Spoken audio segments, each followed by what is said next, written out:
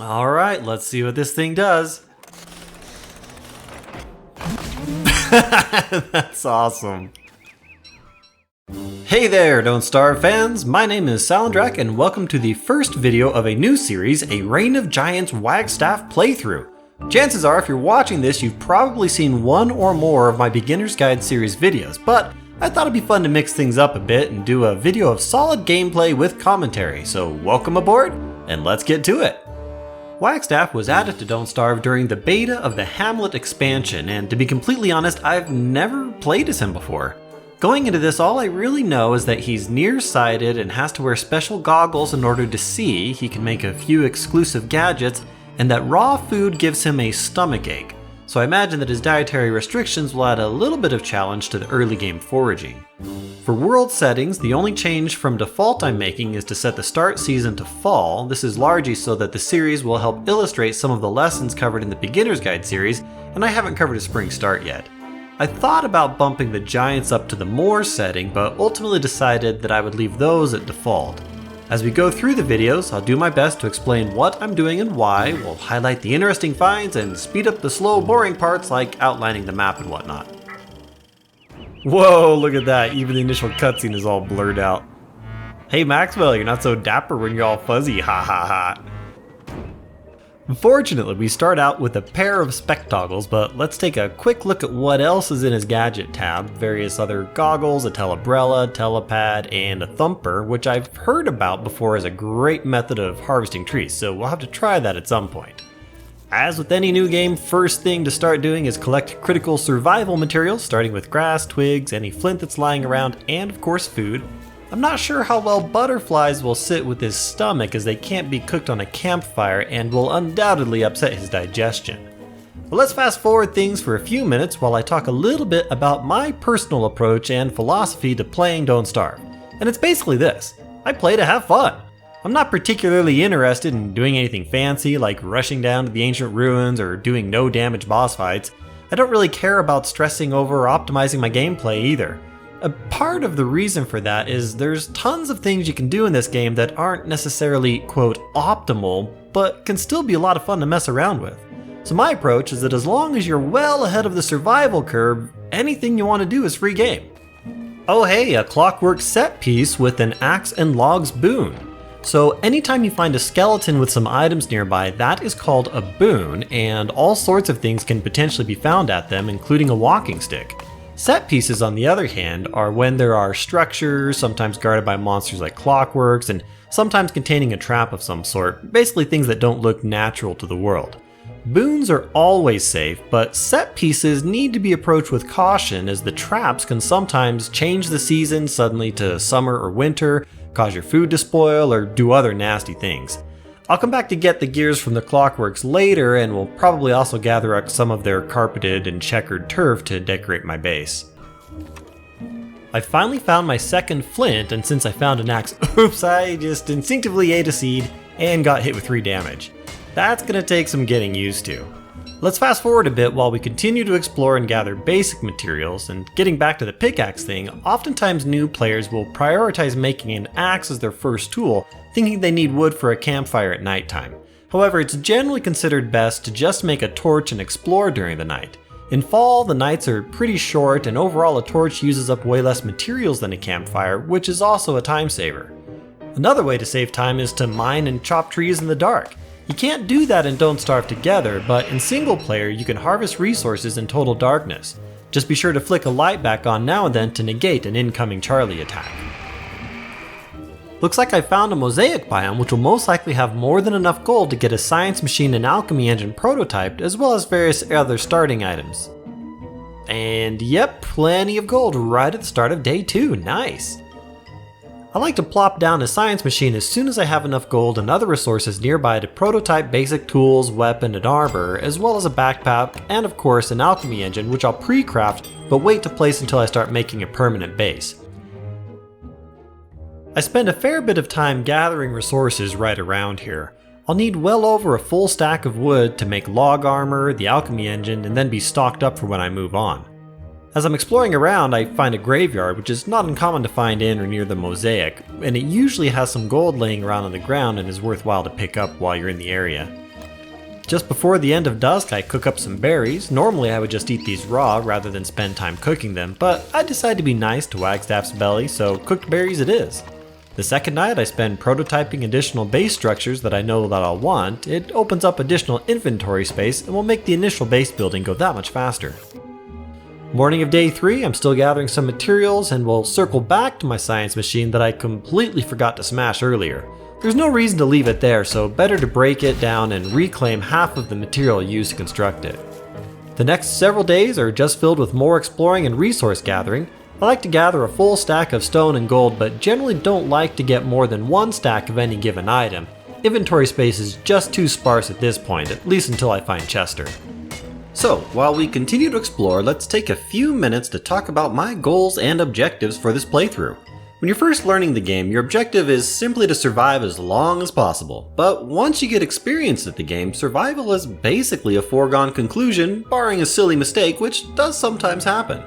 But once you're confident in your survival skills, I think it's a good idea to create some goals to accomplish, and here's some that I usually go for. For starters, I always make it a goal to kill each of the seasonal giants at least once.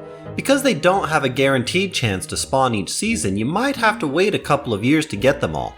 I think it's only like a 66% chance for a giant to spawn in its season, so it's more likely than not, but also possible to get a streak of several years without seeing a particular giant.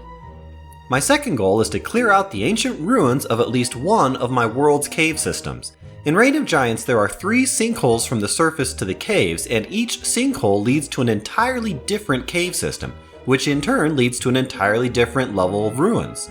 In Don't Starve Together, it's a little bit different. All sinkholes lead to different parts of the same cave system, and the ruins is just one area of that system rather than a separate deeper level.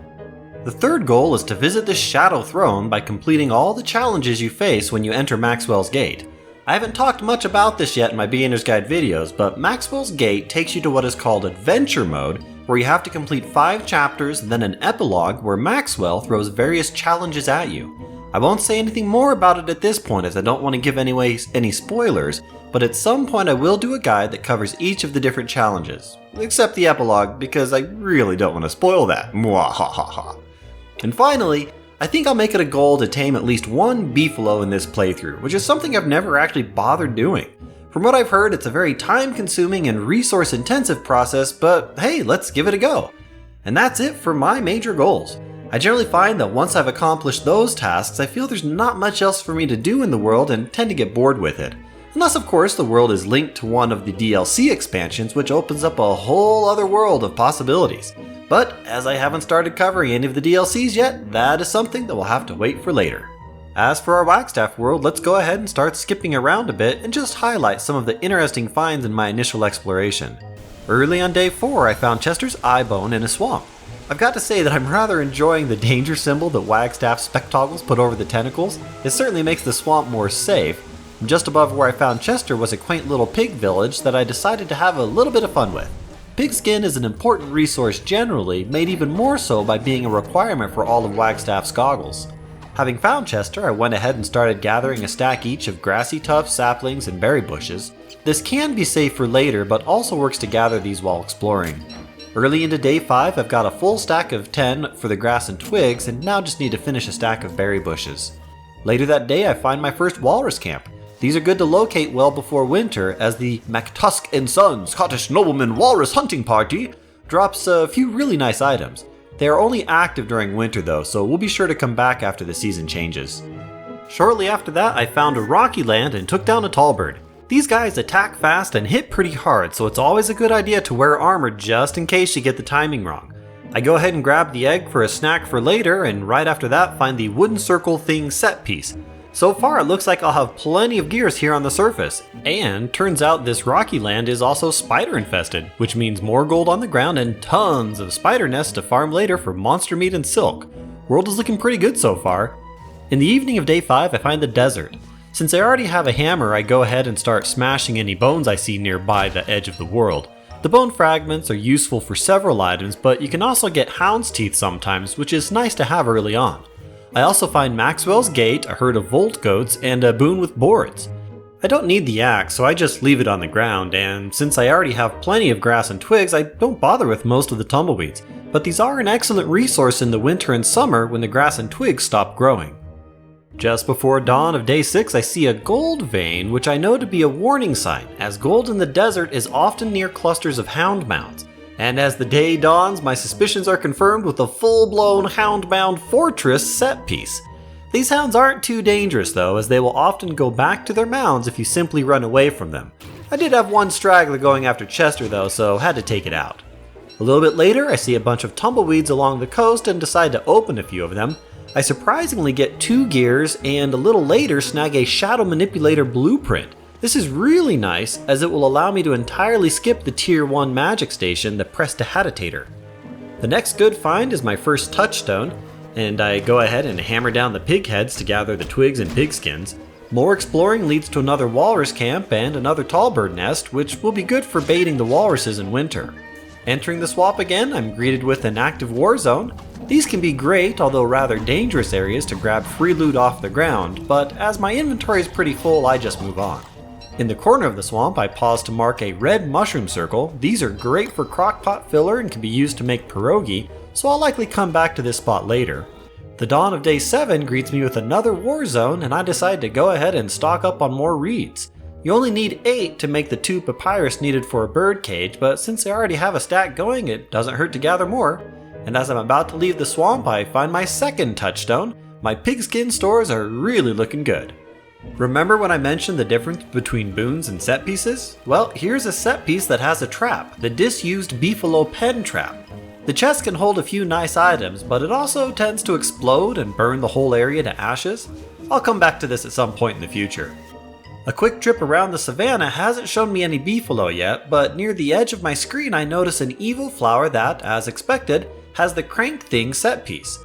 After that I traverse a killer bee field and before leaving decide to see if I can't get myself a schematic for the bundling wrap. Unfortunately I'm not lucky though and am feeling pretty beat up at this point. Bees are better fought with a beekeeper hat which requires a bunch of silk, but I kind of also wanted to intentionally get beat up so that I could later demonstrate recovery once a base is built. I also wanted to see what Wagstaff looks like when hurt. Unlike other characters, he visually starts to look distorted when damaged, which is kind of interesting. Per the lore and/or some fan theories I've read in the past, Wagstaff may not actually be present in the Constant, but instead is a projection of some sort from the real world, or something like that. While exploring a spider forest during dusk of day 8, I start hearing the baying of hounds. The first hound attack gives you a full 2-minute warning before they show up, so looking at the clock I know it will likely come during the night, but I hope to get out of the forest and its spiders first. Just as it turns to night, I drop a campfire, cook up some food for a little bit of healing, and wait for the dogs. The first hound attack normally only has 2 hounds, and they usually are spaced out enough that you can kill one before the second arrives, which was not the case here. Since I'm already pretty beat up, I need to be careful not to get hit too much and try to use Chester as a decoy. One hound alone is super easy to fight, but more than one is when things can get a little bit tricky. But once they're separated, I take them down in short order and will continue my explorations in the next video.